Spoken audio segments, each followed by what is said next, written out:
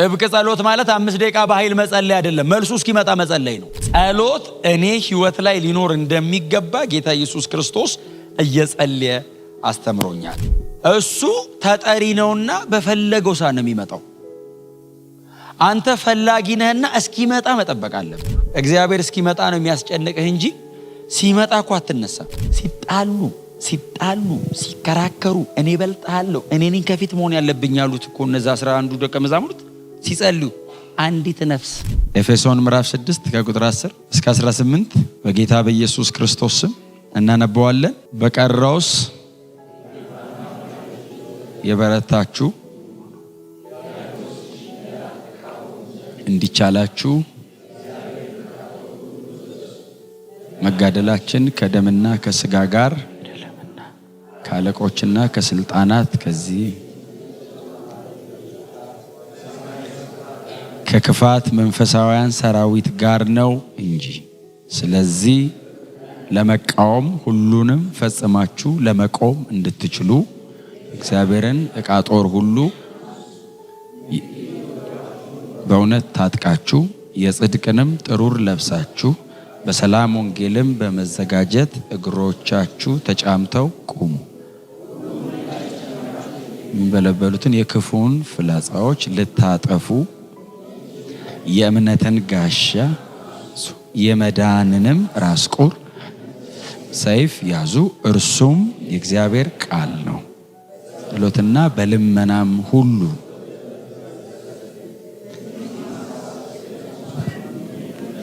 በመጽናት ሁሉ የሰማነውን በልባችን ያቆይል። እዚህ ደብዳቤ ጸሐፊ ወንድማችን ሐዋርያው ቅዱስ ጳውሎስ ይህንን አዲስ ኪዳን ላይ ያለችውን እቺን ኤፌሶንን ቤተክርስቲያን መንፈሳዊ ውጊያ እያስተማራት ነው፣ ወይንም ስለ መንፈሳዊ ውጊያ እያስረዳ እየጻፈላቸው ነው። ስለዚህ ይህንን ሐሳብ የሚዘጋው አፍተሮል ይህንን ሐሳብ ብቻ ሳይሆን የሚዘጋው የደብዳቤው የመጨረሻ ሐሳብ ነው አይደል? ከመንፈሳዊ ውጊያ ትምህርት በኋላ በቃ የስንብት ነው የመጨረሻ የጳውሎስ በዚህ ደብዳቤ ላይ የተነሳ የመጨረሻ ትምህርት ነው። ይህንን ትምህርት ደግሞ የሚዘጋው በጸሎት ነው። ጸሎት አዲሱ መደበኛ ትርጉም እጁ ላይ ያዘ ሰው አለ። በሁሉ አይነት ጸሎት በማንኛውም ሁኔታ በመንፈስ ጸልዩ ነው የሚለው። በሶስት ያስቀምጠዋል ማለት ነው። በሁሉ አይነት ጸሎት ይላል፣ ቀጥሎ በማንኛውም ሁኔታ ይላል፣ ከዛ በመንፈስ ጸሎት በመንፈስ ነው አይደል ትምህርቱ። ግን በሁሉ አይነት ጸሎት በማንኛውም ሁኔታ በመንፈስ መጸለይ በመጽሐፍ ቅዱሳችን ላይ ካሉ ከትምህርት አልፈው በህይወት ደረጃ ከተኖሩ መጽሐፍ ቅዱሳችን ላይ ከተቀመጡ ልምምዶች መካከል የመጀመሪያው ጸሎት ነው። ጸሎትን ጸልዩ ተብሎ ከማስተማር በዘለለ ጸልየዋል አይደል? ጸልየዋል። ለዚህ በጣም የሁል ጊዜ ምሳሌያችን የሚሆነው ይህንንም ትምህርት ስንማር በተደጋጋሚ የምናነሳው የመጀመሪያ የክርስትና እምነትም የመጀመሪያ ምሳሌያችን የሚሆነን ጌታችን መድኃኒታችን ኢየሱስ ክርስቶስ ነው። ጌታ ኢየሱስ ክርስቶስ ስለ ጸሎት አስተምሯል። በጣም ብዙ ግን ያስተማራቸው እየጸለየ ነው። ይዟቸውን ያስተማራቸው። ክብር ለኢየሱስ ይሁን። እና የመጀመሪያው ዘመን ላይ የነበሩት 12ቱ ደቀ መዛሙርት ጸሎት በጣም ይከብድ ነበር ለነሱ። እንግዲህ ወንጌላት ላይ ያነበብናቸው ማለት ነው። ከሐዋርያት ሥራ ላይ እናቴ ጸሎት ኑሮ ሆኗቸዋል። እየጸለዩ ነበር፣ በተገናኙ ቁጥር ይጸልዩ ነበር ነው የሚለው። ወንጌላት ላይ ግን ጸሎት በጣም ከባድ ነበረ። ለ12ቱም በጣም ከባድ ነበር። ብዙ ጊዜ ደጋግሜ እንደምናገረው የጸሎት ሰዓት በጣም አስጨናቂ ከመሆኑ የተነሳ ምርጫ የሚያደርጉት መተኛት ነው። ኢየሱስን ጥሎ መሄድ አያዋጣም። ኢየሱስን ጸልየና ማለትም ስለማያዋጣ አብረውት ሄደው ከአቅም በላይ ስለሚሆን አጠገቡ ይተኛሉ። እና ጌታ ኢየሱስ ክርስቶስም እየቀሰቀሰ አንዳንድ ቦታ ጸልዩ ይላል። ይቀሰቀሳቸውና ችግር የለውም ባትጸልዩ አይላቸውም። ቀስቅሷቸው አቅቶናል ብለው የተዉትን ነው ደግሞ የሚያሳስባቸው። ጸልዩ ይላቸዋል። እና ጌታ ኢየሱስ ክርስቶስ የመጀመሪያ አገልግሎቱን ከመጀመሩ በፊት በዚህ ትምህርት ላይ በጣም ደጋግመን ያነሳ ነው። የመጀመሪያ ያደረገው ወንጌላት ላይ ማቴዎስና ሉቃስ የነገሩን 40 ቀንና 40 ሌሊት ጾሞ ጸልየዋል። 40 ቀንና 40 ሌሊት በጣም ሰፊ ነው፣ በጣም ጥልቅ ነው፣ እጅግ ግዙፍ ነው። ጾመዋል፣ ጸልየዋል። ይሄ የአገልግሎቱ መጀመሪያ ነው አይደል? አገልግሎቱ ልክ ሲከፍት የከፈተው ወይንም አደባባይ ላይ ወጥቶ ማን እንደሆነ ራሱን ከማስተዋወቁ በፊት የመጀመሪያ ያደረገው ጌታ ኢየሱስ ክርስቶስ 40 ቀንና 40 ሌሊት ከአባቱ ጋር የነበረ በጣም ጠንካራና ጥብቅ ቁርኝት እንዳለው አሳይቶናል። ከዛ ውጭ ደግሞ አገልግሎቱን ከጀመረ በኋላ ከደቀ መዛሙርቱ ጋር ሆኖ ይዟቸው እየወጣ ይጸልያል። አንዳንዴ ደግሞ ከመካከላቸው ተሰውሮ አይደል ፈቀቅም ብሎ ይጸልይ ነበር ይላል። ወደ ተራራም ወጥቶ ይጸልይ ነበር የሚሉ እንደነዚህ አይነት በጣም ተደጋጋሚ ቃላቶች በወንጌላት ላይ ተጽፈዋል። እነዚህ የተጻፉልን ጥቅሶች በመጀመሪያ እየነገሩን ያሉት ኢየሱስ በጣም የጸሎት ሰው ነው የሚል አይነት ትምህርት ብቻ ሳይሆን ጸልዩ የሚል ትምህርት ነው ያላቸው። ኢየሱስ አንዳንዱ ጋር እኮ የጸልዩ እኮ አልተጻፈም፣ ጸልየ ብቻ ነው የሚለው። ጸሎት እኔ ህይወት ላይ ሊኖር እንደሚገባ ጌታ ኢየሱስ ክርስቶስ እየጸለየ አስተምሮኛል። በጣም በትህትና አጠገባቸው ያለውን ሰው ሳታቋርጥ ጸልይ በሉት።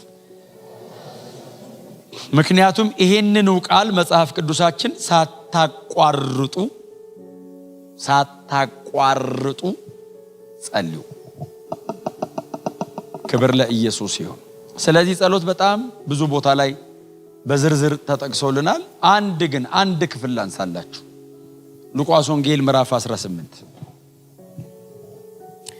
ጌታ ኢየሱስ ክርስቶስ ስለ ጸሎት ያነሳው በምሳሌ ነው።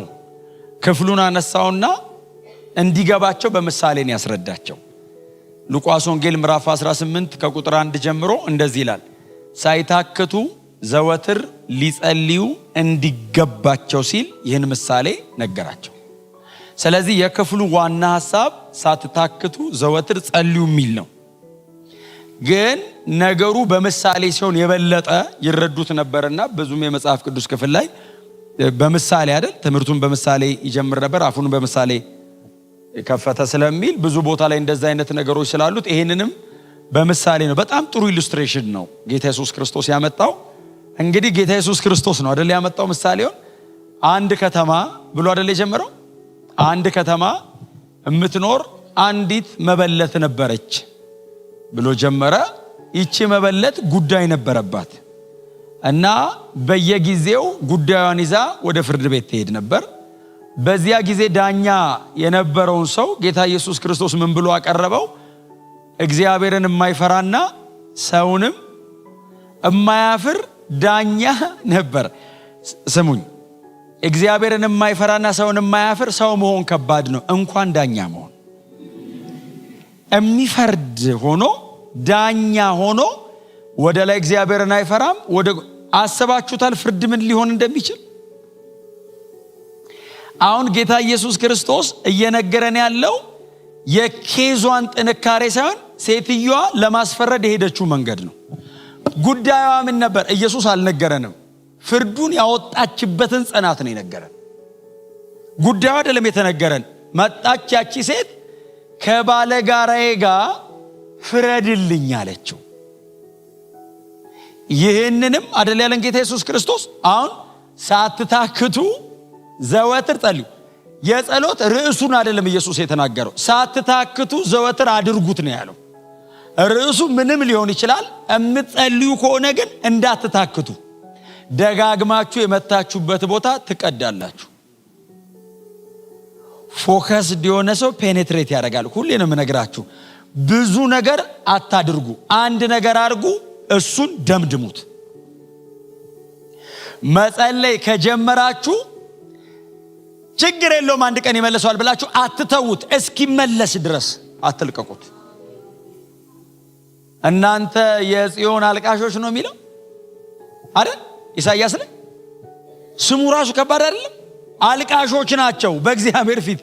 አሳስቡት፣ አትተውት። እንደውም ቃሉ ወትውቱት ነው የሚለው።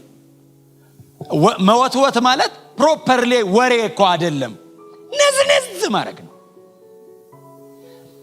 አንድን ሰው ጉዳዩን በጣም ከፈለከው ጭቅጭቅ ነው የምታረገው። የሚሰጥህ አስፈላጊ ስለሆነ ብቻ ሳይሆን ኢየሱስ ነው ያለው፣ እኔ አይደለም ያልኩት። አሁን ሳትታክቱ ዘወትር ጸልዩ አለና እንዴት እናርገው ሲሉት ቆይ በምሳሌ አለ። ሳይታክቱ መጸለይ ምን ማለት ነው? እየተንበረከከን አባቶይ ማለት ነው? ኖ ዳኛው ቁጭ ባለበት እቺ ሴት ትመጣለች አለ። ሴትዮዋ ባይዘው ቦታ አትመርጥም፣ የትም ታገኘው ሰውየው። ምክንያቱም ሰውየው ህይወቱን የተበጠበጠው እንደዚህ አለ፣ እየመጣች እንዳታስቸግረኝ ነው ያለው። ባይዘው ኬዙ አይደለም፣ ሰላም ከለከለችኛል። እግዚአብሔር በእኔ ጸሎትና ንዝነዛ የሚበጠበጥ ሰላም የለውም። ፍርዱ ይቸኩላል። ግን ጉዳዩን ከፈለጋችሁት አታቋርጡ። ጥብቅ ጸሎት ማለት 5 ደቂቃ በኃይል መጸለይ አይደለም፣ መልሱ እስኪመጣ መጸለይ ነው። በሞራል 5 ደቂቃ ያዘው ልቀቀው በዚህ ወጣ በዚህ ከዛስ ላብን ጠረቅ አድርጎ ወደ ቤት አትሂድ፣ ተንበርከከ ቀጥለው። ጥብቅ ጸሎት ማለት ወይና ወይ ልመጣ ነው። እሱ ተጠሪ ነውና በፈለገው ሰዓት ነው የሚመጣው። አንተ ፈላጊ ነህና እስኪመጣ መጠበቅ አለብህ። ሉዓላዊነቱን ባይዘው እዚህ ውስጥ እንዳትረሱት። እግዚአብሔር ሉዓላዊ አምላክ ነው። የወደደውን በፈቀደ ቀን ነው የሚያደርገው። ጥላውን ስራው ምንድነው? መለመን። ማዘዝ አይቻልም። ወደ ላይ ወደ ጎን ዘዙ። ወደ ላይ አይቻልም። እላይ ያለው ፈጣሪ ነው። እላይ ያለው ከምድር አፈር አብኩቶ ሰው የሰራ ነው። እንዲህ አርግ አይባልም በፍጹም። እግዚአብሔር አምላክ ነው። እስቲ አሜን በሉ። እለምንሃለሁ ነው የሚባለው። ጳውሎስ ሲጸልይ ታችሁታል። ለምኑልኝ ነው፣ እለምናለሁ ነው። መቃተት፣ መቆየት፣ መንፈሳዊ ዓለም ላይ መቆየት፣ ተንበርክኮ መቆየት። ጸሎት ይገላል። ታውቃላችሁ፣ ሰው እልቅ ነው የሚያደርጋችሁ። ክብር ለኢየሱስ ይሁን። ዛሬ አሁን እርግጠኛ ነኝ ባለፈው እንደተባባልነው ከሆናችሁ ዛሬው አላችሁት ስጋ ይደክማል። ባይዘው ውስጥህ እንኳን ስጋ ይደክማል። እዚያው ማክሰኞ፣ ሐሙስ፣ ቅዳሜ ጧት ጸሎታል። ጸሎቱ ላይ የጸለይኩ የነበርኩ ቀን ወይንም ሌላ እንደዚህ ፕሬየር ላይ የነበርኩ ቀን ቤት ስገባ ድቅቅ ነው የሚለው። ይሄ እኮ ነው የምላችሁ። በጣም ስለምትጮህ አይደለም፣ ውስጥህ በጣም ይሄዳል እና የሚመጣውንም ነገር አንዳንዴ ስጋ መሸከም ሊያቀተው ይችላል። ድቅቅ ያረጋል፣ አፒታይትህን ያጠፋዋል። ክብር ለኢየሱስ ይሁን። ፍላጎትህ እንዳለ ወደ መንፈሳዊ ዓለሙ ይሳባል። እና ጳውሎስ በሁሉ አይነት ጸሎት ጸልዩ ብሎ አዘዛቸው። በሁሉ አይነት ጸሎት፣ ፐብሊክ ፕሬየር፣ ፕራይቬት ፕሬየር፣ እንደዚህ በጉባኤ በማስ አንድ ላይ፣ በግል በጾም፣ በሁሉ አይነት ቦታ ሳትመርጡ፣ ወቅት ሳትለዩ፣ አንኮንዲሽናል የሆነ ለመጸለይ የሆነ ምክንያት አይፈለግም። መጸለይ ነው። መጸለይ ብቻ ምክንያት ነው። አጣብቂኝ ውስጥ ስገባ አይደለም የምጸልየው። መጸለይ ህይወት ነው። ከእግዚአብሔር ጋር ህብረት ማድረግ። እግዚአብሔር እስኪመጣ ነው የሚያስጨንቅህ እንጂ ሲመጣ እኮ አትነሳም። ጠብቃል ውስጥ ቀጠሮ ተሰርዛለህ። ተንበርክከ ምንም ይቅርብኝ ነው የምትለው። መዋል ትችላለህ፣ ትታገሳለህ። የሚገጥምህን ነገር በሙሉ ትታገሰዋለህ። ይለፍ ትላለህ። መቆየት ይሻለኛል ትላለህ። ክብር ለኢየሱስ ይሁን። ስለዚህ በሁሉ አይነት ጸሎት ጸልዩ። ይሄን ጻፉት። በሁሉ አይነት ጸሎት፣ በሁሉ አይነት ጸሎት። የአደባባይ ጸሎት ነው፣ የጓዳ ጸሎት ነው፣ የህብረት ጸሎት ነው፣ የግል ጸሎት ነው። ጸልዩ። አሁን የአደባባይ ጸሎት ስል ይገባችኋል? አሁን እያወራሉት ቸርች ስለሆነ እኔ ለታይታ የሚደረግ ጸሎት እያልኳችሁ ሳይሆን በጉባኤ መካከል የሚደረግ ጸሎት ነው። እኔ ስጸልይ ዳጊ እንዴት ነው የሚጸልየው ብዬ ለምንድን ነው የማየው? የራሴን ነው የማቀርበው። በማህበር አንድ ላይ አንድ ጉዳይ ካለን ብለን እንጨዋለን።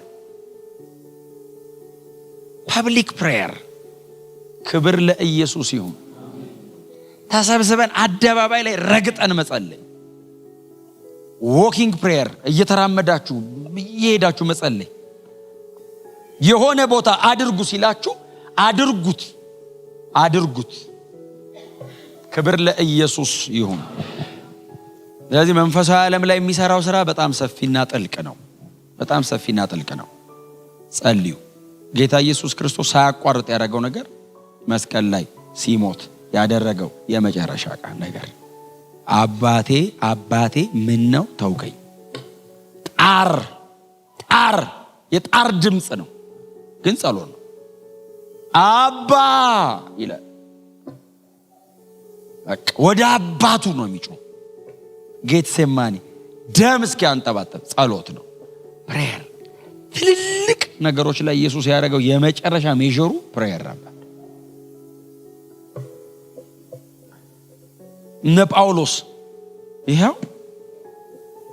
ይሄን ደብዳቤ ጨምሮ ብዙ ደብዳቤዎቻቸው ላይ ሳናቋርጥ እንጸልያለን ይላሉ። ጸልዩልን ደግሞ ይላሉ። እስር ቤት ነው ያለው ሰውየው። እንድፈታ አይደለም የሚለው። ነገስታቶች ፊት እቆማለሁ ሰሞኑ ነው የምናገረው እንዲሰጠኝ ጸልዩ። እሱ ይጸልያል እኮ እናንተ ማግዙኝ ይላል። ለሚያገለግሉ አገልጋዮች ጸልዩ። እናንተ ለኛ ጸልዩ። ለሌሎች አገልጋዮች ምድሪቷ ላይ ላሉ አገልጋዮች ጸልዩ። አገልጋይ የደከመ ቀን አይደለም ማየት ያለባችሁ። ጸልዩ። ይነሳል፣ ብድግ ይላል። እግዚአብሔር ይለውጠዋል፣ እግዚአብሔር ያድሳል። ጸልዩ ለአገልጋዮቻችሁ። ይሄ አሳይመንት ነው፣ የቤተ ክርስቲያን አሳይመንት ነው። እኔ ዛሬ የምሰጣችሁ ትእዛዝ አይደለም፣ መጽሐፍ ቅዱሱ ላይ ያለ ትእዛዝ ነው። ጸልዩልኝ ይላል። እነሱስ ይጸልያሉ፣ እሱስ ይጸልይላቸዋል። ክብር ለኢየሱስ ይሁን። እንደዚህ አድርገው ነው በዘመናቸው ድል ነስተውት የጨረሱት። አሸነፉ፣ ባይዘው ድል ነስተውት ነው የጨረሱት። ትንፋሻቸው እስክታልቅ ድረስ አንዲት ሰዓት ለቀው አልተገዙም። ለምን? ሌላው ያግዛቸዋል፣ እነሱ ሌላውን ያግዛሉ። መንፈሳዊ ዓለሙን ተቀብለውት ነው ሄዱት። ኢየሱስ ክርስቶስ ጌታ ነው። ስለዚህ በሁሉ አይነት ጸሎት ጸልዩ። በሁሉ አይነት ጸሎት የሚለው ሎኬሽን ሳትመርጡ፣ ኮንዲሽን ሳትመርጡ ጸልዩ። ቦታ አትምረጡ፣ ሁኔታ አትምረጡ። ያለማቋረጥ ጸልዩ። ተነጋግረን የማንግባባው ብዙ ነገር ነው ያለው ቸርች። ስንጸልይ የሚገባን፣ ስንንበረከክ የምንካፈለው። ቁጭ ብለህ ተነጋግረህ የማትግባባውን ሰው ስትጸልይ እኮ ልብ ይተሳሰራል። ሲጣሉ ሲከራከሩ እኔ በልጣለሁ እኔ ነኝ ከፊት መሆን ያለብኝ ያሉት እኮ እነዛ 11 ደቀ መዛሙርት ሲጸልዩ አንዲት ነፍስ ነበረቻቸው ይላል። ፕሬየር ያያይዝሃል፣ ውስጥ ይተሳሰራል። የሐሳብ ልዩነት አያለያይህም፣ ልብህን ያገናኘዋል። ኮኔክት የምታረገው በልብ ይሆናል። ትያያዛለህ፣ ሞት አይለየውም። ክብር ለኢየሱስ ይሁን።